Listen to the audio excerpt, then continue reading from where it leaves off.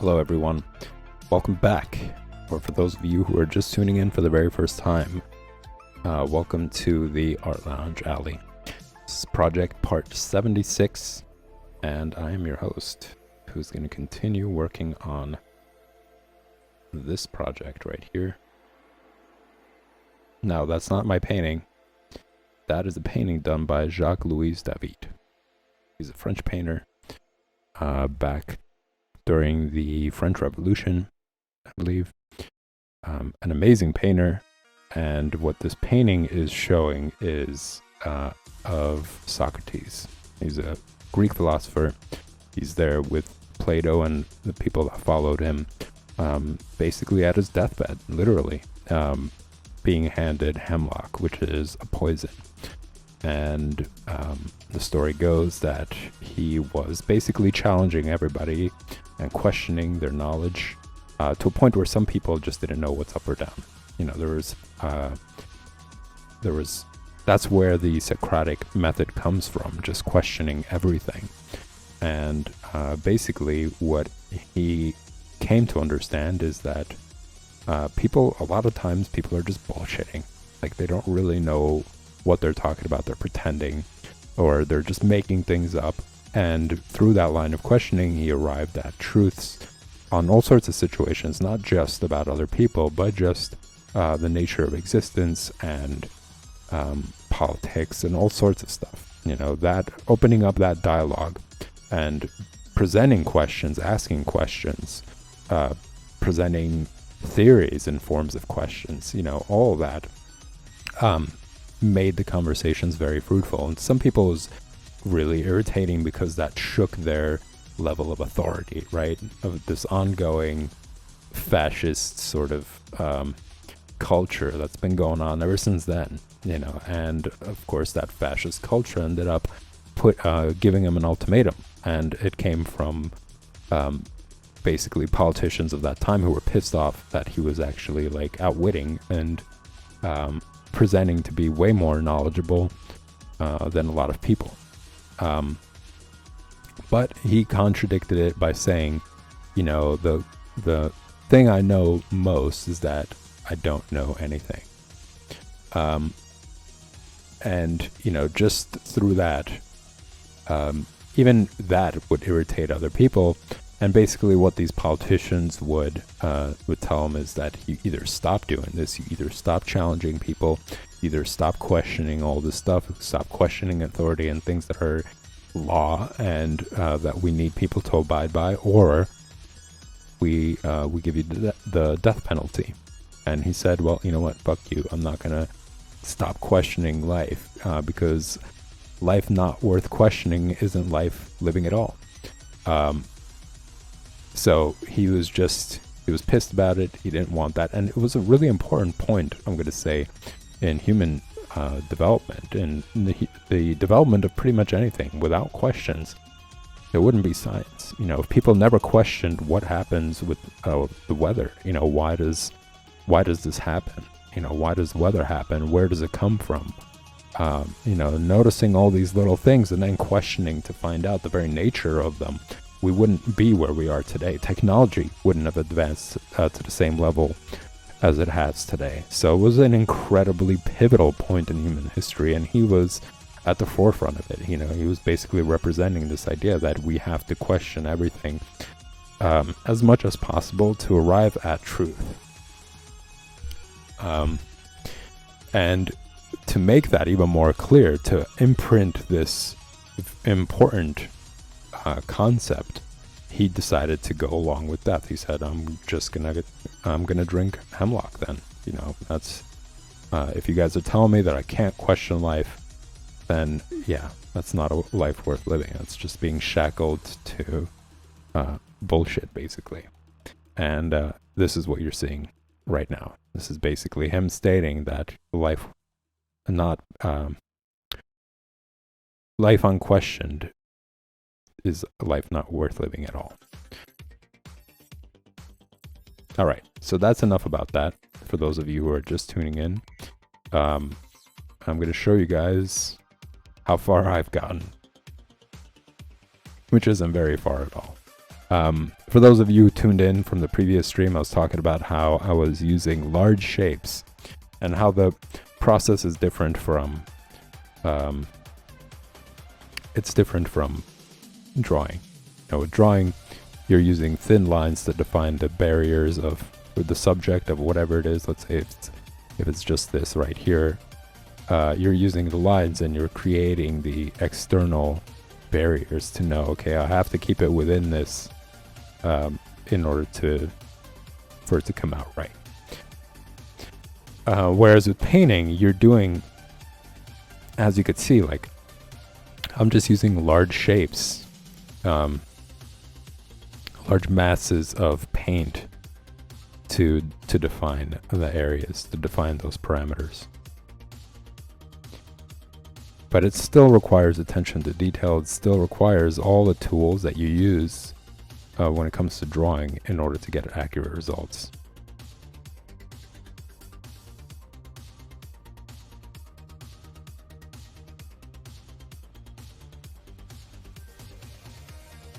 So I'm continuing on today.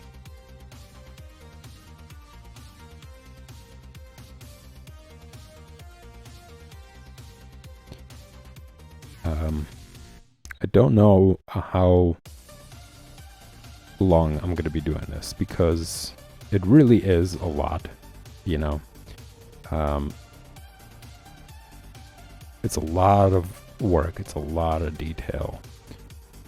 And I would kind of rather develop more work from my imagination. Like, this is more of a study. This is just a way of improving drawing, you know, getting better at drawing.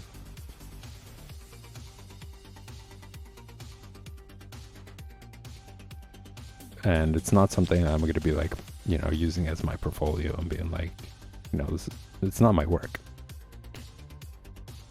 I would much rather develop my own work, my own ideas, and get better at that. But I thought it would be fun just to switch things up, show you guys something different, and just talk about that.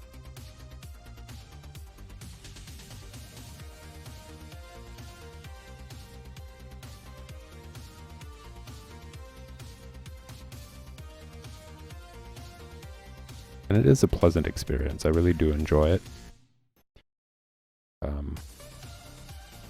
You know, this is something that I talk about very frequently.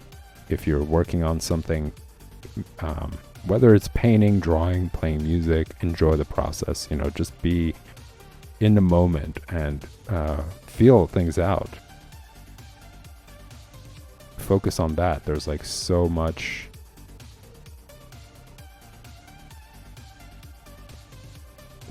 going on in that moment, as opposed to, you know, people getting caught up in results.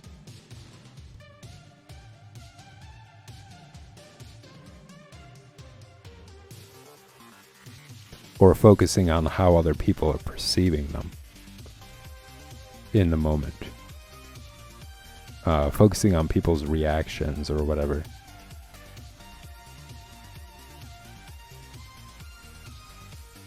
Now, I'm not saying it's completely wrong to do it. You obviously want to connect with your audience. But I think first and foremost, you should be connecting with the process. That's why you chose it. You know, that's why you're doing it. Because you really dig whatever it is.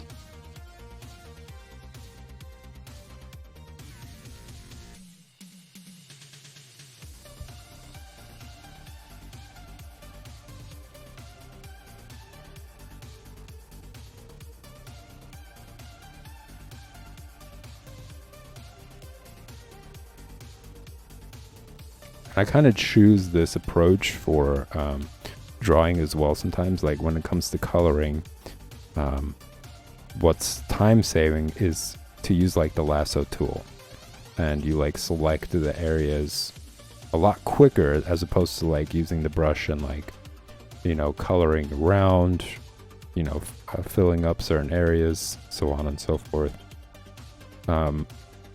what the technique usually that's done by a lot of people is using that lasso tool and just making the selection, filling it in, moving on to the next section, so on and so forth. But for me, I kind of avoid that, not because it's good or bad or whatever. It's just I really enjoy filling it in as if though I'm painting, and just like really, and you guys will notice that if you go back to any of the other projects that I've been doing on stream. When it comes to coloring, I don't really use the lasso tool as much. It's just something that I do once in a while. I want to get faster and better at that, and have that be the approach. That lends itself to the traditional work as well. When you guys are seeing me do like figure drawing basics or coloring comics or drawing comics, like I believe practicing it lends itself to all those streams as well, or those techniques. Okay, so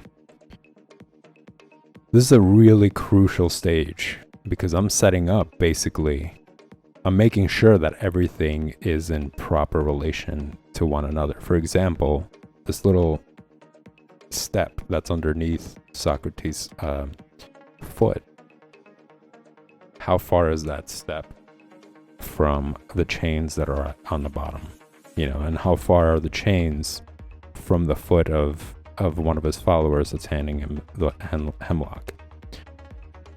So I have to make sure that's accurate, because the moment I start going into detail, I want to avoid doing any surgical work, like where I'm like cutting things using the lasso tool, pasting them, shrinking them, or whatever. I want to get as good as basically these painters who didn't have any of those tools. This is like an old painting from, I'm going to say, late 1700s. And they didn't have that. They just were so good at figuring this stuff out without these guides, without these like little helpful tools. Which just says how impeccable they were at the medium, at painting especially. Like painting is very difficult, I'm going to say. Which shouldn't deter you guys from trying. That's part of like all the processes, is challenging yourself and taking things to the next level. And the only way you do that is by taking things that are intimidating. If you suck at drawing hands, don't hide them. Don't avoid practicing them. Just dive head on and draw them as much as possible until you get really good. That's really key to improving, to leveling up. But yeah, there's like so much that goes into oil painting. The mediums, the brushes that you're using, how to use them properly. Light source, because unlike digital, you're always at the same light source. There's no difference in the light source. Whereas if you're painting in your room, depending on what day it is, what kind of sunlight you're getting, some days it's a little bit dark, some days it's a little bit light. That changes how you're gonna see the colors that you mix. Huge difference. That's something that I struggled with when I was younger and I was doing oil painting. I spent 2-3 days dealing with mixing colors because I didn't recognize a subtle difference in the room, in my room, depending on light, is going to change skin color from looking really dull to looking really bright. Like the orange in natural light when it's sunny outside looks more vibrant, and then it instantly dulls out if it's, let's say, a cloudy day.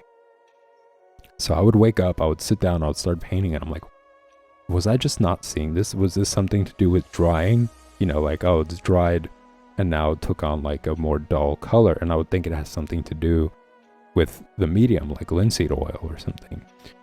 And I would just sit there and I'm like, okay, maybe today I'm going to have a better day. And I would spend time figuring that out and, you know, mixing the colors, getting it right, like getting it to look right. Then next day I'd wake up and it's a different day and the light is different. And then again, I'm like, oh, what is this? You know, what's going on here? So it took me some time to really realize that. And a lot of this stuff I taught myself. Like, I didn't take any classes. So if I did take classes, it would probably have revealed that a lot sooner. You know, the teacher would have talked about that. They would have said, like, you know, pay attention to your light source. That is incredibly important in making sure that the drawing comes out right. Or the colors that you're using, you're mixing, are coming out accurate. But yeah, you know, so just with that, using brushes, mixing is a whole other technique to learn.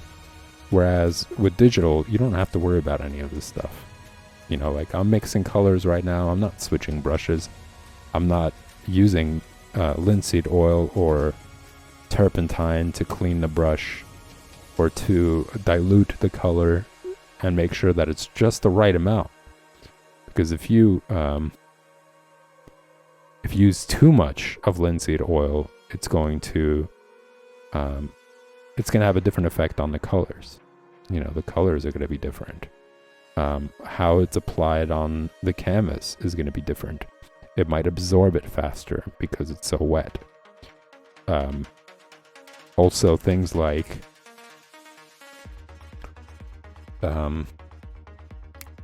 gesso. You want to make sure that you apply that to the canvas before you start painting, so that the oil doesn't seep into the canvas, because the canvas is made out of linen, basically. You know, it's a cloth that's stretched onto wooden planks, basically. So, you know, you put on the gesso so that way colors don't absorb into that cloth incredibly fast.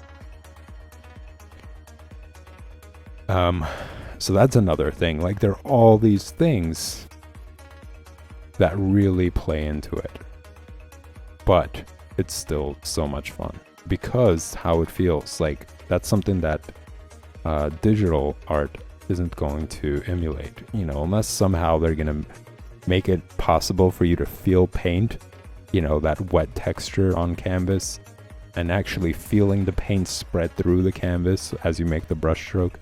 I don't see that really happening.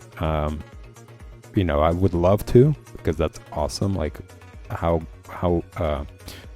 innovative people would have to be in order to create that. They are coming close in other ways. Like, they've developed brushes basically that, like actual brushes. Like, I'm using a Wacom pen, right, for the tablet, but substitute that pen with a brush basically, and the bristles have these receptors that work with the tablet. So when you make a stroke, it really does mimic a brush, basically. It's pretty incredible. I'm pretty sure it's like still, I'm gonna say it's still in the beginning phases. But very cool. Like, it's a cool experience to have it. It's just that you can't feel any wet medium on there. Like, you'll feel the brush, you know, spreading the bristles as you press down on the canvas, but there's nothing in there. You know, it's just the feeling of the brush. So again, you know, traditional approach has something very unique about it that digital cannot substitute. And that's what like that experience is what makes it so cool. And sometimes it's just fun to fuss around this kind of stuff, you know. It's like, it is kind of like talking shop a bit, you know. You talk about your experience using linseed oil as opposed to a different one, because linseed oil isn't the only type. There's other ones that have like more of a glossy finish or more of a matte finish. So all those different types of mediums have different effects. But there's a lot to it. You have to spend money, you know, because you eventually run out of oils, you will have to use these medium, like you'll have to buy the gesso, you have to buy the canvas, brushes get ruined after a while. So it is, as far as money goes, it is more expensive than as opposed to, just working digitally. You don't have to worry about that. You just have to buy the, you got to buy the software. I'm going to say most people already have a computer, and nowadays they've caught up. I'm going to say most computers caught up to system requirements. Like I remember back in the day, there were just some computers that you could buy that just wouldn't be able to handle robust applications. They're cheaper, but now even the cheapest, I'm going to say the cheapest computer can handle these applications. Just a matter of like, if you're going to use it for gaming or really complicated software. I'm going to say like, I don't know, maybe After Effects is very demanding.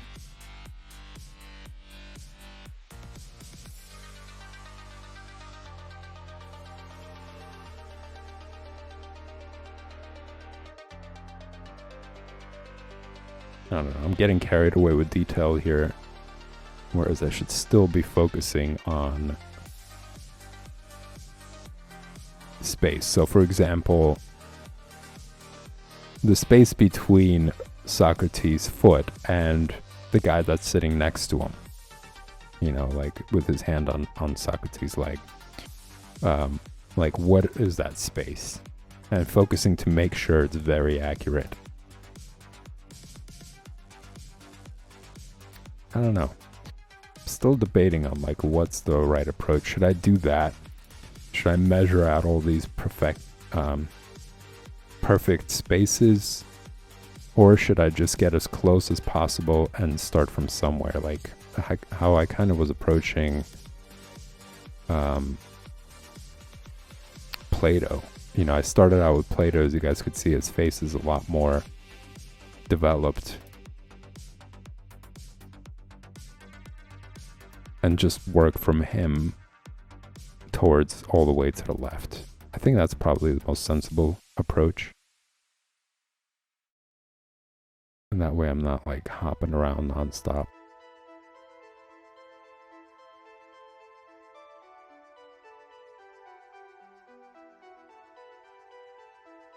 I did have to do a little bit of surgery. His head was bigger than the rest of the body. So it was a question of changing the entire body to suit the size of his head or shrinking down his head. And I chose the latter. It's more sensible to do that than to do all of that correction. That's a lot of correction there.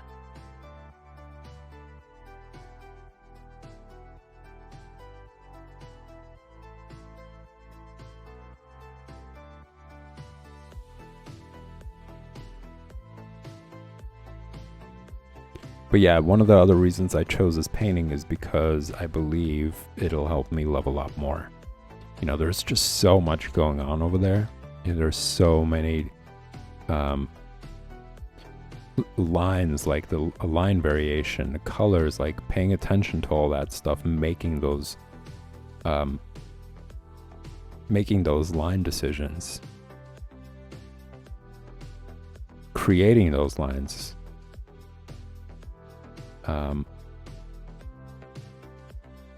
I believe is going to help me take my hand-eye coordination to the next level, improve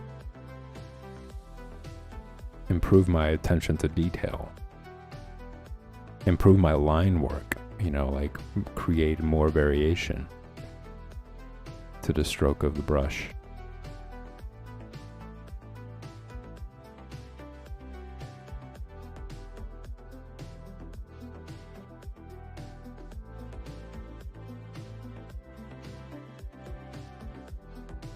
Oh, another key difference is between drawing and, painting and digital painting is I'm not using multiple brushes here. like changing the size of the brush is just a click away. I'm just downsizing the cursor. Whereas when it comes to painting traditionally, you got to have like all these different type of brushes. Are you gonna constantly wash off the brush? Like some painters have like an entire bucket full of brushes, and each brush has a designated color. So if you're working on a skin color, that's one brush. If you're working on his coat, that's another brush, and they're all just set aside.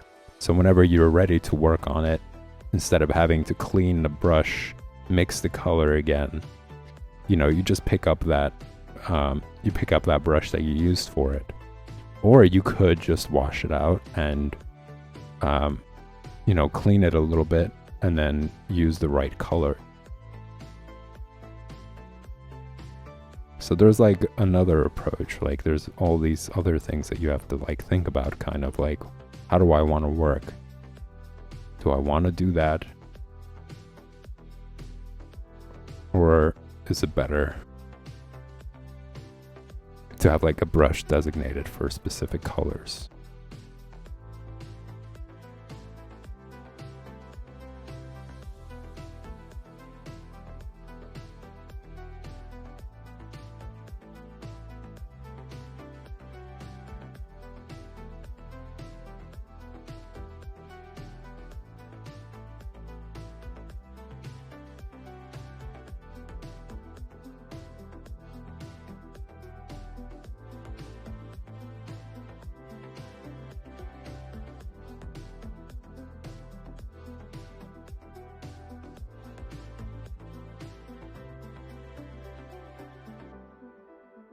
And I'm probably going to pick it up much later, when I'm older, or when I have like a lot of time to myself, when I don't have like multiple projects going on,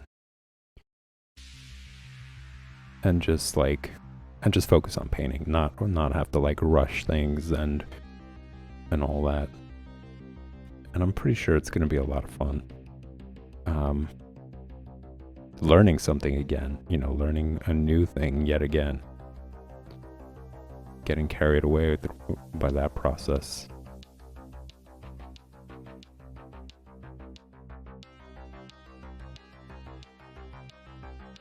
And that's something that I was talking about in a previous stream, just getting used to the challenge, getting used to sucking, getting bad results, and not being disheartened by them.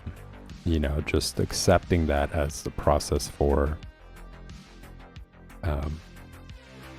learning, because that opens up your it becomes fun. It becomes fun learning and seeing results, as opposed to just constantly focusing and being like, oh, I'm not good, I'm not getting better, or this didn't come out right, and getting really carried away by that. And a lot of people do. Like, I think a lot of people just are a little bit too easily disheartened. But if you could master that, if you could get over that, if you could get comfortable with bad results, with rejection of your own work, or from your own work rather, you'll excel a lot faster. You won't pay attention to that. That's not going to be your focus. Your focus is going to be, I'm going to sit down next day and really get it down even more. Really try to capture this, that, and the other. And not only because you want to get better, but because you just like it. You like the idea of being able to capture what you're looking for. So if you're like looking to get really good at drawing hands, or you're like trying to improve that, you're excited by the opportunity to do that.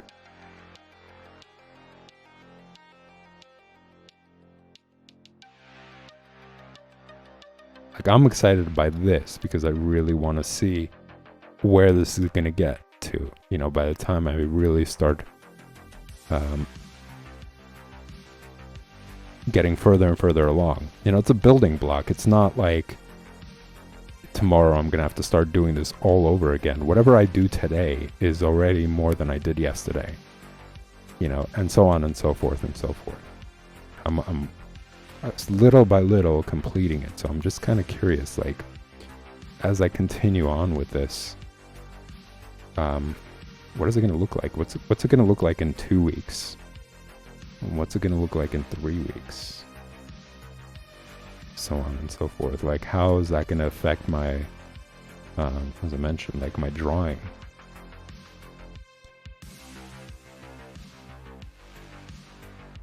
And to be honest, I am feeling pretty good when I sit down and I start working with the pencil. Like, I'm feeling really comfortable with it. It feels nice to make certain lines. There's a little bit more ease to it. I'm going to say the results seem to be smoother. Still plenty more to go, but I am recognizing that little bit of difference. I want to say sometimes noticing improvement is kind of like watching your hair grow. It just, after 2 weeks, all of a sudden your hair is longer, much longer. But the day before, you didn't notice how it got longer, right? The day after that, you didn't notice how it got longer. It just, after 2 weeks, you look at yourself and you realize, like, I need a haircut or something, or I need to do something with all this hair. That's kind of like how improvement works when it comes to, I'm going to say, about a lot of things. Like, let's say you really you really like playing chess. You're going to see results, or you're going to notice it the same way you're noticing your hair grow. It's very incremental, but it is getting better. Same thing with like playing an instrument, or painting or drawing or whatever. I think that's just like the best analogy to that. People want to see like quick results. It's like expecting to see your hair grow in one day, or expecting to notice how your hair grows in like a day or something. It's very difficult. I'm sure if you really paid attention to it and you figured out some sort of approach, you will. But yeah, it's not worth it. The important thing is knowing that, it's getting there.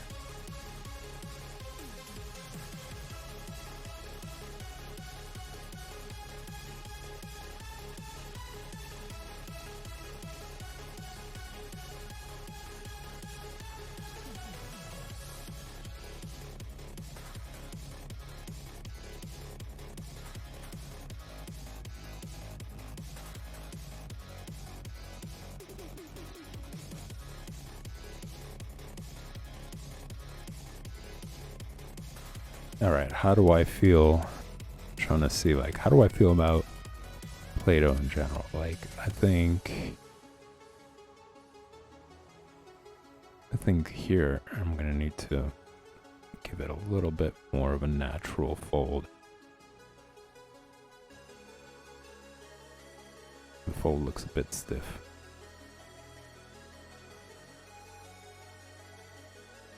And also, it seems like this guy's drapery is supposed to come down, which means the shadow is a little bit further out.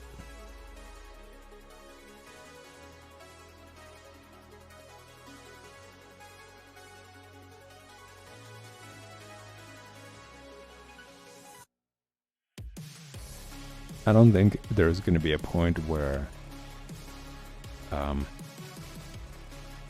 until everything has gotten a lot of work, until everything has been defined a lot more, I'm gonna keep adjusting things little by little. And that's the other thing too, like when it came to like oil painting, having to adjust things was also laborious. Like there's no cutting tool. You can't just, shrink something down by like dragging corners to the size that you wanted. You had to like erase things. You had to use turpentine or mineral spirits and just like give it a good wipe down the area that you didn't like and start all over, basically. Like it wasn't as easy to do it.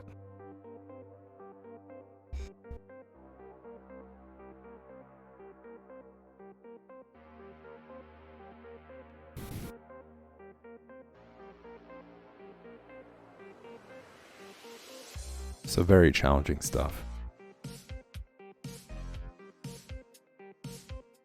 I'm going to say it's something that if you got free time, it's a good way to learn, right? Like let's say if you're not paying, well, even if let's say if you have like a job, right? Regular job, you come home, you dedicate like 2 hours, which is pretty much all the hours that you have left afterwards. You will see results. Little by little. Very little by little, I'm going to say. Because it just requires so much of your time and focus. And learning all these tools. But I'm going to say if you really want to see some great improvement, it's probably something you should pick up when you're in your teens.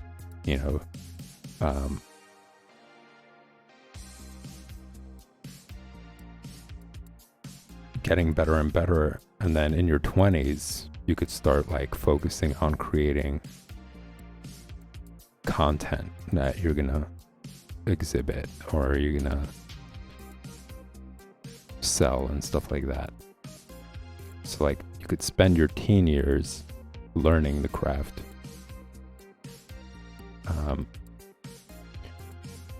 learning what's necessary to do it. Because you have so much time. When you're younger, you got all this time. You don't have to worry about bills. In this shit economy that we're living in right now, where a bunch of Nazis are making it much worse for everybody. We're absolutely in a class war right now. This is absolutely a class war.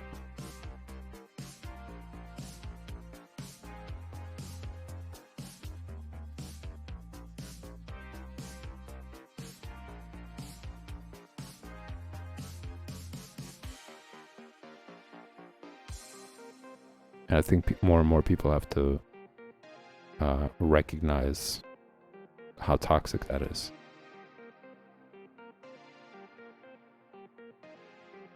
And how it's just keeping us going in the same pattern over and over and over again. The same story. Like this is the same repeating story as in the 20s and 30s. Just an ongoing thing.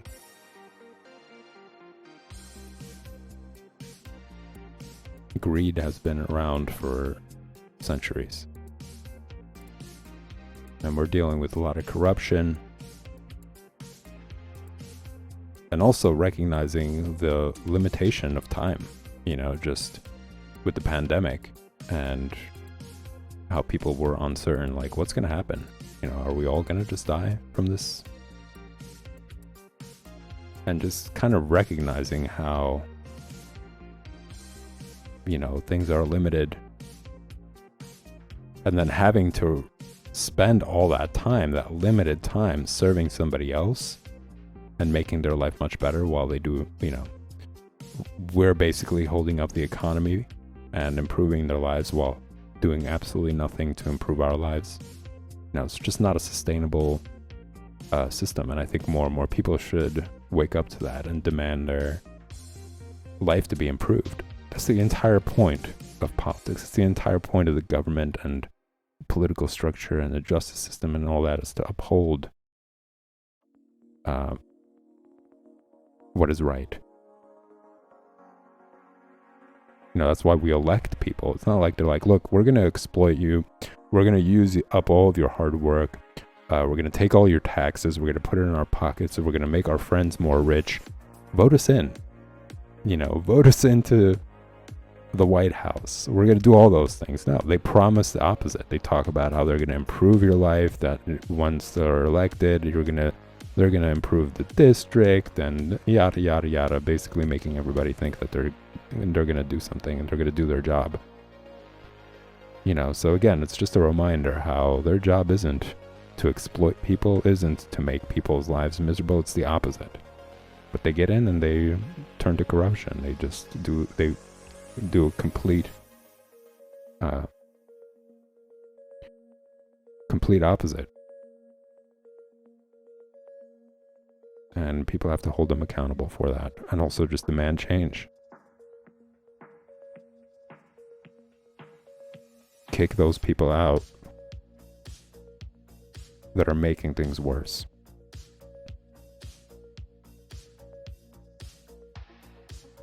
Just imagine what it would be like if you worked 5 hours per day.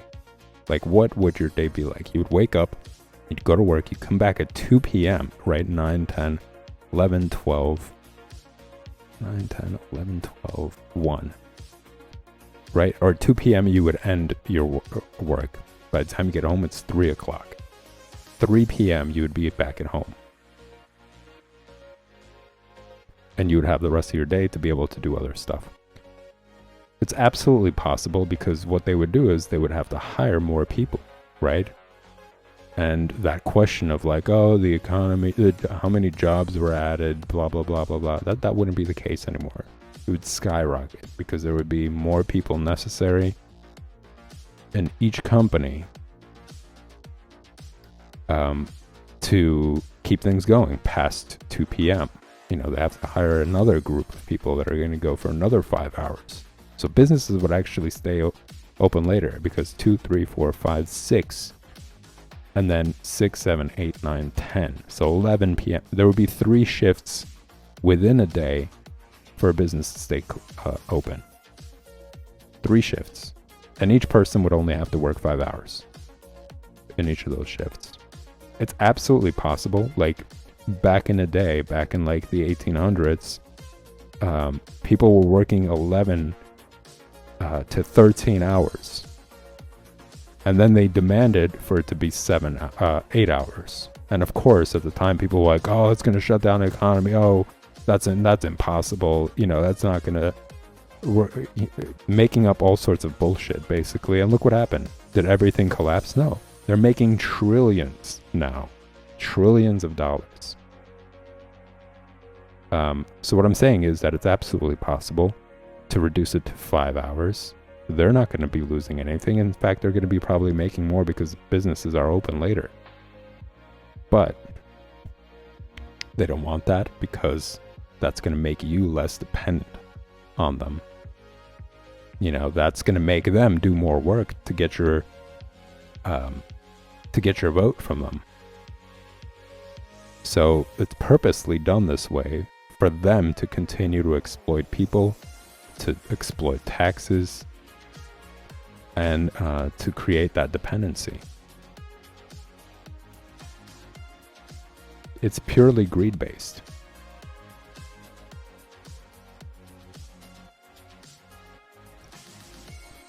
It's why they don't pay teachers more, because they want stupid people.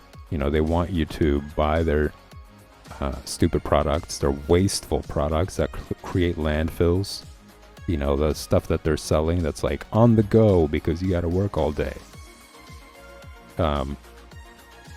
Just things that are creating all sorts of environmental disasters, all that stuff that's being dumped in the water. Because again, they're like, hey, do we do this officially? Or do we just dump all the stuff down and like save ourselves money and not have to like go through all these other businesses that are going to charge us X, Y, and Z? No, we're going to just dump it in the water instead and avoid those fees. more profits. This is how capitalism is just wrecking everything. You know, from your life to the economy to the environment. It just perpetuates that sick greed, you know, that sickness of constantly wanting more and more and more. It's like gambling. It's something that I often say as an example. When you gamble, you win, you want more of it. It's like this feedback loop. It makes you feel like things are happening, and you get the sense of importance or whatever, and it's just like this high basically that starts to develop. Same thing with this, you know, the more you get it, the more you want of it. It's like drugs and alcohol, right? That's like the same sort of thing that happens. People get so stuck in those experiences that they want more, to be in those experiences more and more and more.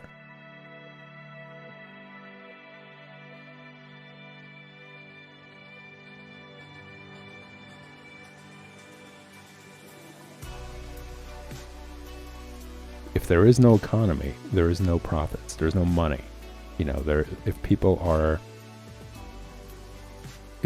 start to like recognize how much power they have over these companies, which is why right now they're doing everything they can to make things more miserable, because they don't want people to realize that.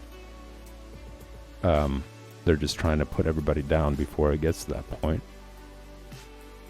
We could create a lot of change. I mean, that's what happened back in the 1800s. That's how it changed from 11 to 13 hours to 8 hours, because people were like, hey, if you're not going to give this to us, we're going to shut down the economy. And that's exactly what they did. Like within a week, the economy collapsed. Like businesses just weren't making any money. People weren't, nothing. And everything fell apart.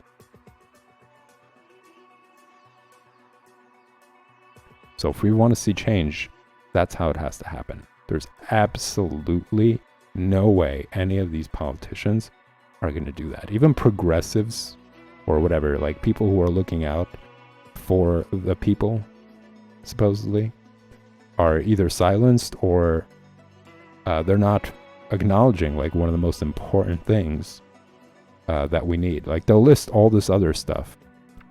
They'll talk about, oh, this is the problem.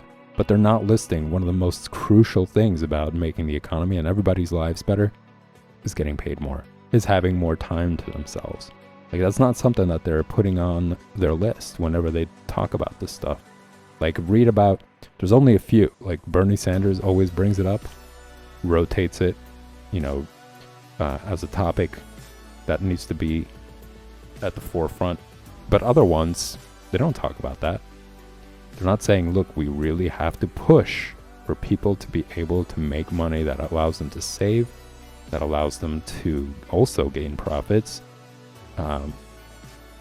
that gives them time to actually spend with their family, time for them to enjoy themselves. They don't talk about that. They want you working. They want you to be miserable, you know, because that misery also means you're going to go shop to make yourself feel better. And they got their hands in the pockets of all these different companies that tell them like, hey, if you keep this as status quo, we'll pay you more. You know, so all that, just greed, more greed, you know, this entire thing. So we've been stagnating ever since. You know, it just produced more crap and put people in this like zombie mode. No interesting innovations, no real huge change. I mean, we're going back in terms of like values. We got Nazis running around. Women are considered to be second-class citizens again. No, it's just a bunch of bullshit. So we can't what I'm saying is we can't depend on politicians to do anything. We have to, as they did in that time period, they took matters into their own hands. They started creating protests and started making demands. saying, listen, we want this, and until we get this, until we get these 5 hours max and livable wages, better education systems, teachers getting paid excellent,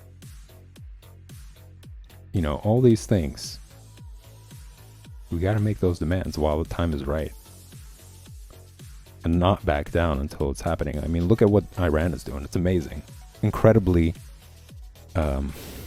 oppressed nation. Like, there's even worse things going on. Like, women can't even walk down the street without having their face covered all day.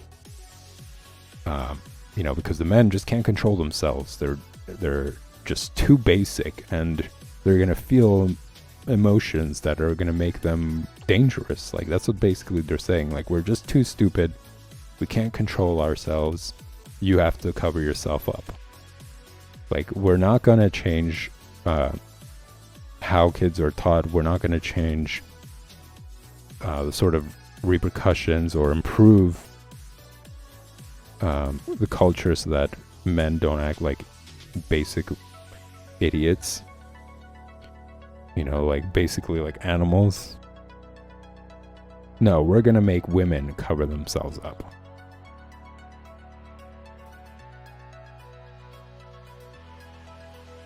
It's ridiculous. But yeah, power to them. I'm really glad that they're pushing for more freedom for themselves. But yeah, look at that. An incredibly oppressive nation. Yet they're protesting for like 2 months now, I'm gonna say. I don't know if it's 3 months. It's been 2 months. And they're doing it. And the fact that you know, there's a lot of concern going on over there means it's working. You know, the fact that the people are getting more and more pissed and like doing all these crackdowns or whatever, it's because it's effective. It's because it's actually doing something. So we got to pick it up, man. Like, we got to start demanding these changes and like take back our lives, basically. Take back our happiness, as opposed to just dedicating it to a bunch of sick, greedy people who are getting a kick out of this. Like, again, just the fact that during the pandemic, they were just like, nope, march to your death. Go catch this virus. We need our annual profits need to be at our expected predictions. Like, you're fucking crazy. It's so crazy. I still, like, when that happened, I was incredibly furious. It was so repulsive, like, just to see that. And it's something that I often say. It's like, what's the difference between a Nazi telling you to march into a gas chamber and that? It's even worse because they're not even there. They're like, people are so conditioned that they just did it. You know, the economy was so shit and pay was so shit that people were like, well, what am I going to do? I got to go into work. And they would go catch this virus, spread it more, you know, and that's not just one person. This is like millions of people going around, catching it and spreading it to more people in their neighborhood, in their apartments, to their kids. The kids go to school, they spread it to other kids. Those kids go back home, they spread it to their parents. Disaster. Disaster. And what do they say? Oh, who cares? Go out there and keep making us profits. That's Nazi values. That's sociopathic, crazy people. They don't even care about the economy. And then they talk about America, you know, or like, oh, this is our nation. Don't give a shit about the nation. You wanted everybody to like basically catch a killer disease so you can make more money. Tell me that's not a sickness. Tell me that's not as crazy as somebody who's like, you know, becomes a gambling addict and like ends up losing everything and like selling all sorts of stuff and yeah, it's absolutely insane. It's unsustainable. And I think that, again, just imagine what your day, just take time and picture out your day if you only worked 5 hours. It's absolutely possible. And as I mentioned, it would just create more jobs. And people would spend less time bullshitting because all they're working 5 hours, they still have energy, whereas 8 hours burns people out. You know, that's that mark that starts to hit where people are just like burnt out or just like ready to like call it quits. So it's just enough before people are just like, forget it, man, this is ridiculous.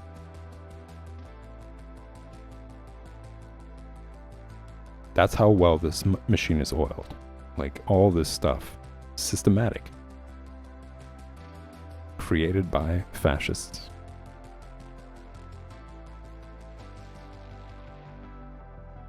Capitalist fascists. Same thing. One hand feeds the other.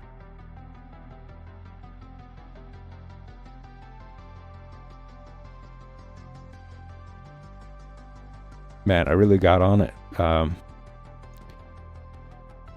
was talking about painting and how you would need a lot of time to get better at it. And the best time to do it is when you're younger, because you don't have much time to learn it if you're not at that age. And why? Because of all these things I just mentioned. How ridiculous is that?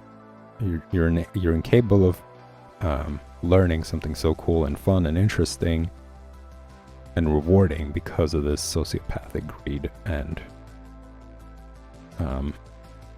arrogance. You know, really arrogant, crazy fucking people.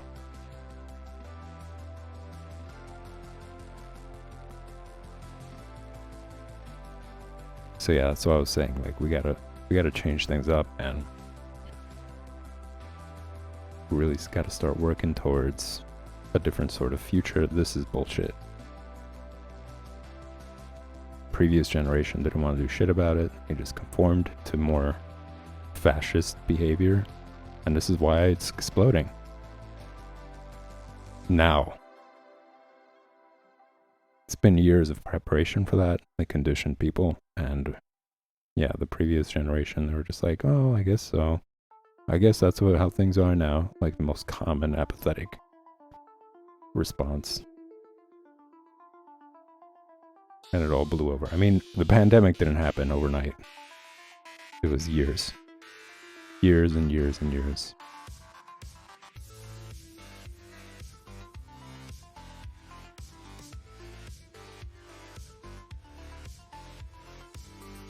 Anyways, everybody, that is my rant for the night. Come back for it tomorrow. I'll be back tomorrow, same time and place. I'm going to be doing the same. It's going to be Figure Drawing Basics at 8 p.m. Eastern Standard Time. Then the project stream at 9 p.m. Eastern Standard Time. But actually, I was lying.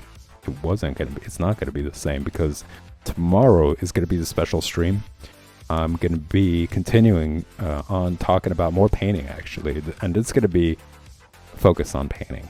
I might have some little things to say here and there on the side, but predominantly I'm going to be focusing on talking about J.C. Leyendecker, another huge influence on Gil Elfgren. So this is going to be Gil Elfgren Part 7, and that's tomorrow, 9 p.m. Eastern Standard Time. You guys are going to be seeing that instead of me painting more of this. So make sure you tune in then. It's going to be exciting. I'm going to have a blast talking about more of his work. Sharing with you guys like the beautiful paintings and just completely mesmerizing amount of just mesmerizing work. You know, that's all I can say about it, and you guys will hear more about it tomorrow. So yeah, tune in then, and if you guys enjoy this content, as always, just remember to hit that like and subscribe button. They're both very helpful. I greatly appreciate it, and I'll see you tomorrow.